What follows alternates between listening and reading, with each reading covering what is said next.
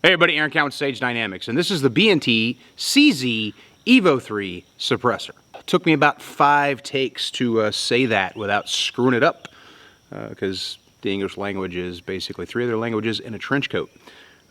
This is a suppressor from Bnt, Brugger & Thomet, although now known in the USA as Bnt USA. They went ahead and shortened it for pronunciation's sake, I'm sure.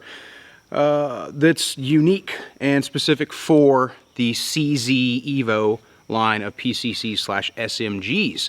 And it is a pretty unique can in the fact that it's purpose-built, which is nice. Bnt also makes their own submachine guns, but they also make suppressors for other people's machine guns and other people's PCCs and other people's submachine guns, and that's pretty cool because, well, it's nice to have options. One of the things that's unique kind of right off the bat for Bnt suppressor for the Scorpion for the Evo 3 is the fact that it direct threads to the 18x1 metric threads that are on the barrel. If you have the standard Scorpion and you've removed the muzzle device, you've probably noticed, or you've replaced the rail, you've probably noticed that it has the standard 1/2x28 threads, and also behind that on a higher shoulder it has 18x1 metric, which you don't really need, but it's kind of weird, like why is that there? Because it's not there on the K and it's not there on the longer gun, or some of the longer guns from what I've seen. CZ probably had grand designs for that particular thing, but the interesting thing is CZ makes a suppressor specifically for the Scorpion that threads to 1/2x28, so they didn't really utilize those threads except for the original OEM offering of this particular size of Evo. This can threads onto those 18x1s, so you got a little bit over barrel action, and it also gives you a tight diameter suppressor that you could put inside a rail, such as the HB Industries, but we'll get to that. To give you a, I don't want to say permanently suppressed, because you can screw it right off, but it gives you a, well, direct thread. And I like direct thread suppressors when I can get away with it, because generally once I suppress something, I don't want to unsuppress it unless I need that suppressor for something else.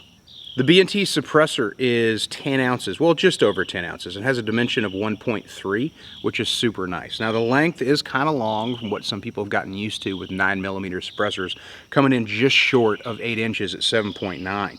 But it has really good sound reduction. That's the first thing I noticed right off the bat with putting the suppressor on the Scorpion, was really good tone. And with direct blowback or even delayed blowback submachine guns, sometimes the sound is a little bit more noticeable from the actual mechanism, the working mechanism, the bolt carrier group. Even when suppressed, you still get a twang or a loud slap that's secondary or at the same time as your supersonic crack if you're shooting a supersonic ammunition. This suppressor, I still notice it with the Scorpion, but I don't feel like it's as, I guess, noticeable would be the best word to say, which is kind of weird because it's still happening regardless of what suppressor you have on it. But the sound just right off the bat shooting 115 and 124 grain was really good. And one of the first things I do with almost anything gun related that I review is the burn down, which is 500 rounds as quickly as possible to see if that accelerated rate of fire will identify problems that I wouldn't otherwise notice. With suppressors, specifically on the burn down, I'm obviously looking for suppressor failure. But I'm also looking to see if the sound attenuation changes or if the accuracy becomes noticeably affected from first to last round. So here's your burn down.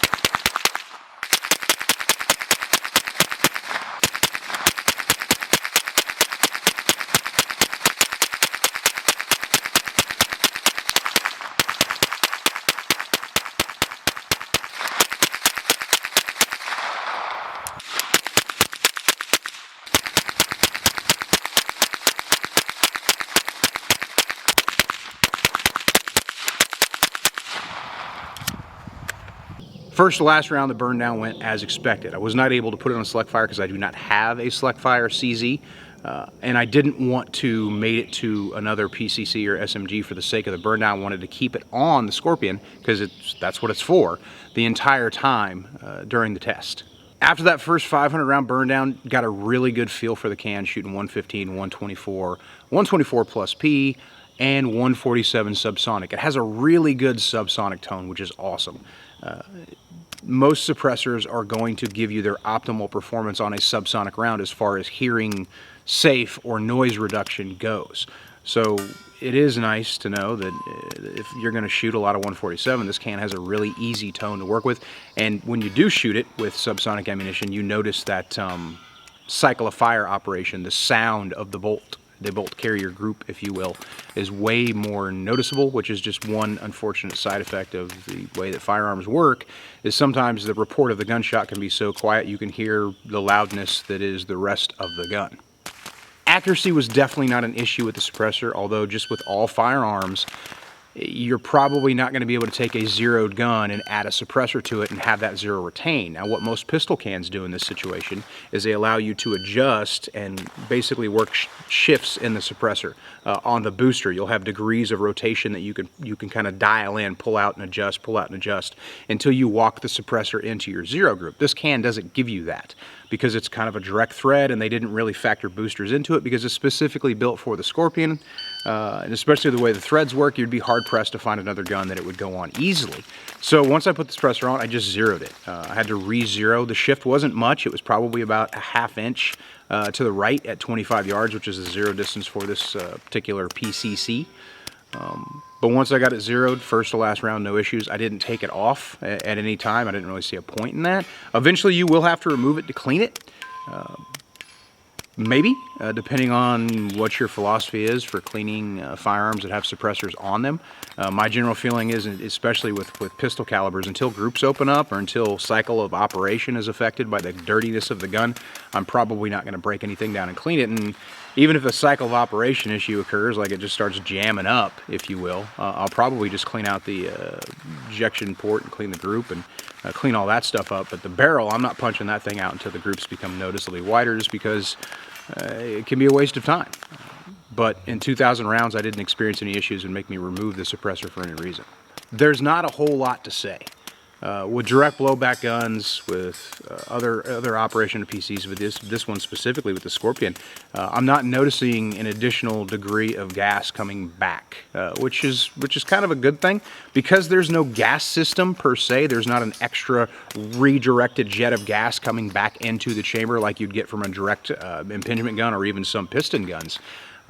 The gas at the exit port, or the ejection port, if you will, is not really noticeable at all. I tried to capture it on film quite a few times, trying to get really good close-ups on that ejection port, and it just wasn't noticeable to me. Wasn't really noticeable going back and reviewing the video either. So I'm not getting a lot of gas being redirected back, which kind of makes sense because the bullet's in the barrel and the bullet fires, and that gas can only exit once the cycle of fire begins and extraction and ejection occurs. Usually once that happens, the report and all the explosive gases are already in the suppressor, and the suppressor is doing its thing to make the gun quieter. So I don't think you're going to have to really concern yourself with a great deal of gas blowback coming back into the chamber, at least to the way, or I should say, that I noticed during the 2,000 round review. If you have a CZ Scorpion and you want a suppressor that's literally purpose-built for it, there's only a few options, and this is one of them, and I think it's a great option. I've had some experience with Bnt suppressors in the past. In fact, I have a Bnt TP9 with the TP9 specific suppressor for that gun, and that's kind of what made me curious about what other suppressors they offered, and this was the first one I got after that, specifically for the Scorpion, because I have two Scorpions, and I actually bought it for the smaller Scorpion, not realizing that it was germane for the Scorpion that has the 18x1 metric threads still on that barrel, that extra shoulder of threads that you get with that particular gun. But I'm very happy with it. I'm going to be leaving it on there. It also gives me the option now that I've got that suppressor there, and I probably won't be taking it off very often. I can actually kick out the rail a little bit if I want to, add a little bit more rail space, leave that suppressor shrouded inside that rail. The great thing about the Bnt can over some of the other cans that you might extend your rail out over is the diameter, 1.3 and change, still allows you to use a lot of your M-LOK accessories depending on which rail you go with. Some of these suppressors that you can shroud into or recess into your rail, they're so thick, getting closer to 1.4, 1.5, even 1.6, You can't have M-LOK anywhere around them because it's going to make contact with the can, or having the M-LOK mounted previously will keep you from putting the suppressor in there at all. And that definitely kind of defeats the purpose because the gun has to have certain accessories. For me, it's definitely got to have a light, and usually longer guns, I don't like 1-point slings, so I'm going to put a forward QD on them. With this suppressor, using the HB Industries rail, I could still get away with that. But if you're curious about this suppressor, this is kind of my take on it. I like it a lot, and I'm definitely going to be keeping it. I'm definitely going to be continuing to kind of leave it on this particular gun. I don't see any other reason to remove it at all. It's a great suppressor, and it's reasonably priced for what you're getting. I'm Eric with Sage Dynamics. Train accordingly.